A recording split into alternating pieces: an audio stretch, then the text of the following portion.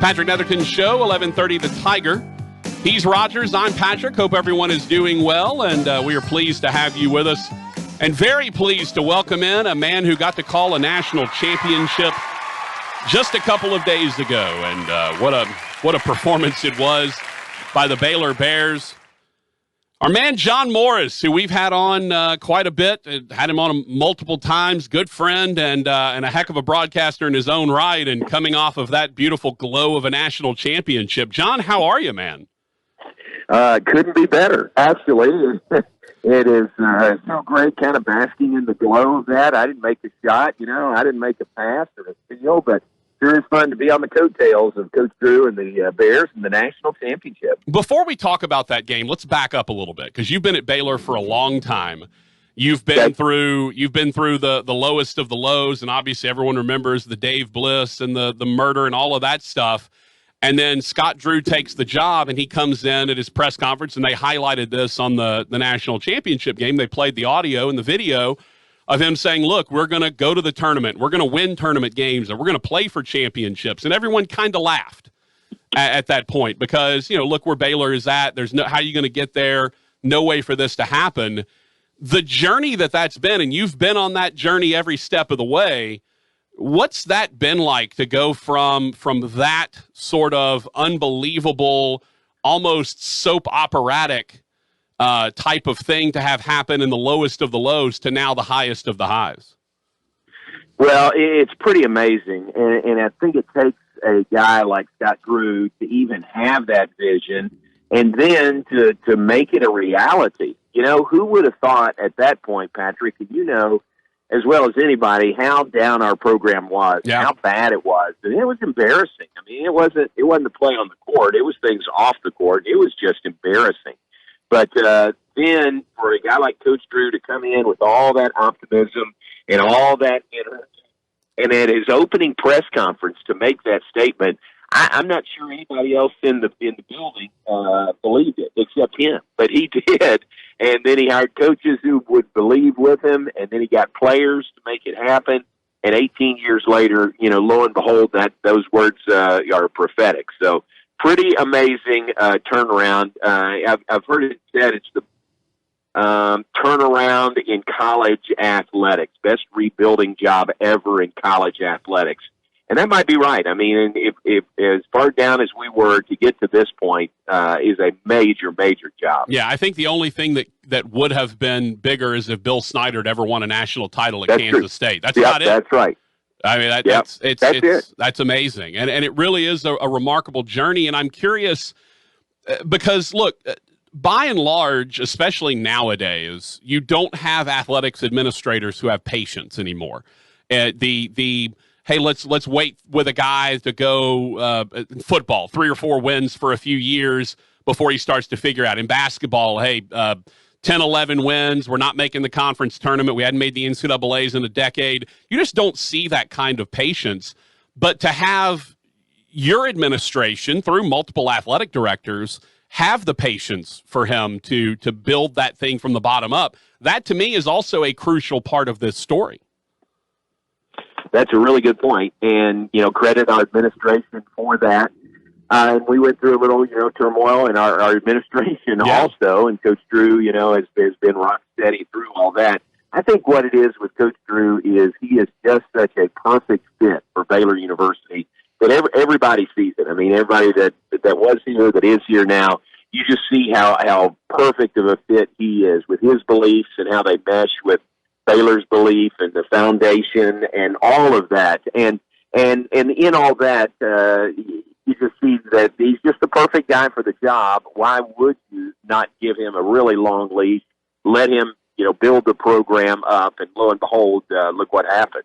It's interesting to me as well, talking about Coach Drew, is his ability to sort of adapt, because there are a lot of coaches that, hey, Mike Krzyzewski's a perfect example. We're a man-to-man team, and Mike Krzyzewski would play zone once every 1,000 possessions just because he had to, and he was being forced to, like it was pulling teeth.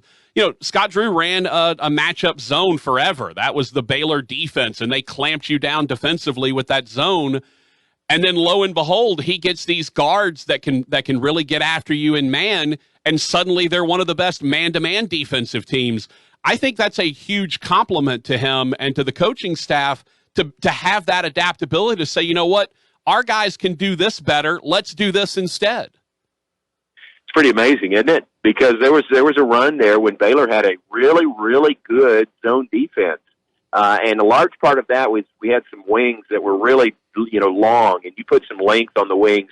Like we had a guy, 6'10", Anthony Jones, that was playing out on the wing, and that'll disrupt some passes, and disrupt some driving lanes. And now that we have this team that really is guard heavy, I mean, the three guards are kind of the primary players for Baylor on this championship team. They felt like with this personnel that they'd be better served to play a tough man defense, and especially with Davion Mitchell. I mean, he's the National Defensive Player of the Year. It'd be like putting a bit in his mouth if you tried to make him play a zone defense. Now, they could probably make it work, but I think it kind of neuters him a little bit, and he plays so much better, and he's so much more disruptive playing in a man defense. And, defense was a huge part of Baylor's success this season. It was a huge part in the win over Gonzaga on Monday. Yeah, no, it was incredible. And I'll say this, I have two favorite players to watch from that tournament. And one's an inside guy, one's an outside guy. Drew Timme, who I love, and obviously the Demons saw him twice this year, and he has kind of a special relationship with one of our bigs at NSU. So big fan of Drew Timme's and kind of that old school post style. But Davion Mitchell was far and away my favorite player to watch, whether it was defensively and he's absolutely, just locking a guy down, or offensively putting him in the spin cycle and going to work the way he did. I've got to say, Davion Mitchell is one of my favorite players from the last probably decade of college basketball. He's just fun to watch on either end. Yeah, isn't he great? I mean, he just works so hard, and he really is he's the heartbeat of this team just by how hard he works on defense. And he's made himself into a really good offensive player, too, coming into this year. And he's a junior. Everybody knew his defensive prowess. He was Big 12 all-defensive team last year and Big 12 defensive player of the year this year. But he's really picked up his offense, and he is a key member of the team, of those kind of that three-headed guard attack by Baylor. But he is so fun to watch, and you miss him. We had one game in the tournament when he got a couple early fouls and had to go out. Mm-hmm. You could feel it. You could feel him not being out on the floor and really providing that defensive energy. Yeah, it's pretty remarkable. Talking to John Morris, the voice of the Baylor Bears. All right, so, as before every game, as a play-by-play guy, you kind of always prepare for four scenarios in my mind. There's a close win, a close loss, a blowout win, and a blowout loss. And you kind of rank them as to how much you think how likely they are to occur. Where was Baylor controls the entire game, didn't lead by less than 7 after the under 16 media timeout in the first half? Where was that on your hierarchy of predicted outcomes of that game? You're talking about against an undefeated Gonzaga team that was 31-0 and had won 35 straight going back to last year. That was not on the spectrum, I would say. I thought Baylor could definitely play well against Gonzaga, and I thought we had a good game plan to beat Gonzaga. I never thought it would be that wide a margin at any point to end the game. I thought it would be one of those, that would probably go down to the wire. But the way Baylor came out of the gates, jumped to an 11-1 lead, led by 19 in the first half, and 10 at halftime. You knew they were going to make a run. I mean, Gonzaga's won a lot of games coming from behind, and you knew they'd make them run, but really they got it to 9 at one point in the second half, and then Baylor pulled right back out by 16. So, no, to answer your question, I never expected anything like that. But, Patrick, how about this? Baylor won the two Final Four games by combined 35 points. That's wild. Over two of the hottest teams in the country, Houston and then Gonzaga. Yeah, it was an unbelievable performance. And look, I said on the air, I thought Gonzaga would win. I thought it would be a close game. Of all the scenarios, Baylor just blowing out Gonzaga and controlling it the entire way was not in the scenarios I thought were play out, and it's a credit. Did you think, obviously you're watching it from a different perspective, but did you think Baylor just appeared fresher, that Gonzaga looked like they were a little dead-legged after that UCLA game? Yeah, I think so, and maybe there's something to that. I don't know because I haven't seen Gonzaga all year. Right. I have seen Baylor, take it to you defensively like that all year. So that was not a surprise. And the way this team, gets prepared and the way they come out of the gates, I mean, they just blow out of the gates, and jump on teams. That really wasn't a surprise. Mm-hmm. So, I can't say definitively that was a case with Gonzaga, but that was a tough, win for them and overtime, and they played the later game. We played the earlier game. So factor all those things in, but, it's a national championship game. These are guys, young guys with a lot of energy. You would think that Gonzaga would have been, as amped up as they would be for any game. Sure, and again, I'm not trying to make excuses for Gonzaga. Look, Baylor won that game. There was no doubt about it. Baylor absolutely took it to Gonzaga. And things I broke down Monday or Tuesday, John, I mean, Baylor put Gonzaga in the pick and roll with the bigs, and every time Timmy switched, and Gonzaga's been a switching team on pick and rolls all year long, every time Timmy switched on a guard, he got taken to class because the guards are just that good. And for whatever reason, Gonzaga couldn't figure out offensively how to deal with Baylor's switching and their ability to work like that. I will say this, it was an absolute clinic on both sides of the floor that the Bears put on. Yeah, I agree with you, and it was so fun to watch, and I think you break it down really well. Our guys can switch all over the floor at pretty much every position. Mm-hmm. They can switch. That showed. And I just think, going through the Big 12 where you see so many good teams and you see so many different styles, I think that helped prepare Baylor in a way that maybe Gonzaga doesn't get in the West Coast Conference, certainly in conference play, but that's why Mark Few schedules, as tough as he does in non-conference. So trying to get those tough games when he can, knowing that when he gets to conference, they're not going to cruise to undefeated conference schedule, but he just plays those tough games early. So give him credit for doing what he can, but give Baylor credit for being really prepared, having played through the tough Big 12. When did you think Baylor was back after the COVID break? Because obviously they have the COVID break, they lose a couple of games. I mean, honestly, I think if not for the COVID break, this probably would have been two undefeated teams playing each other. When did you feel like you saw the Baylor you knew from the earlier portion of the season? When did they finally reappear after that COVID break? It took a while. We saw flashes of it, but really the second half of the Villanova game would that have been the Sweet 16 against Villanova? The second half, Baylor was down by 7 at halftime. And by the way, that was in Hinkle Pavilion. Have you been there? Oh, yes. Yes, that's a beautiful spot. Okay. Oh, it's so good. Yes. I know. That was Pat and I. That was our first time to do a game there, and we were so excited to do a game at Hinkle Pavilion. So that was fun. But Baylor was down 7 at halftime to a good Villanova team that has won 2 of the last 4 national championships before this year.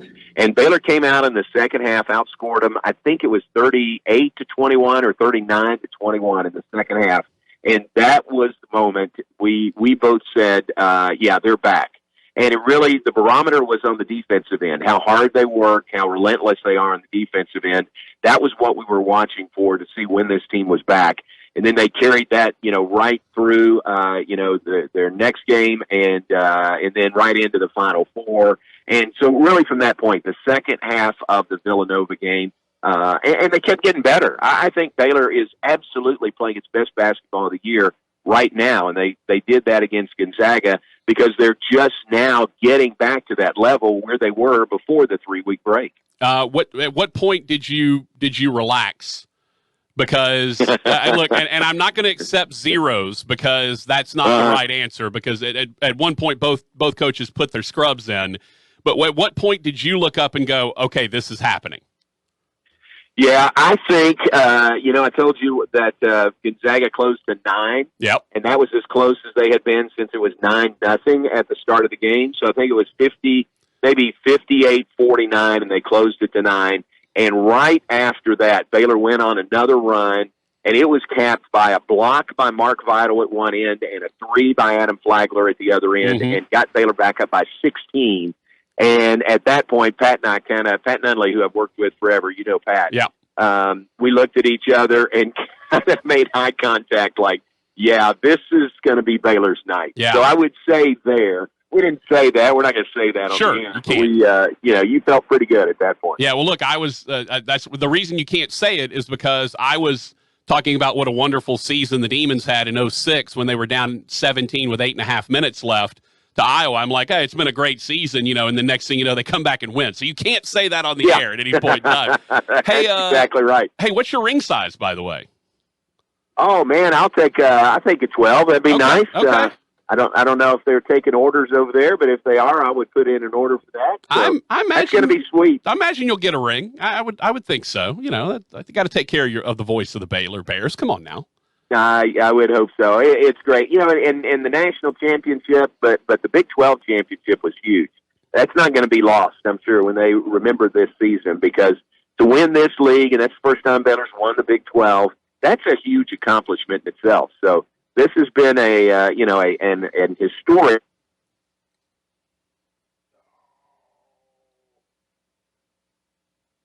Oh, did we lose him? I think we may have lost the cell.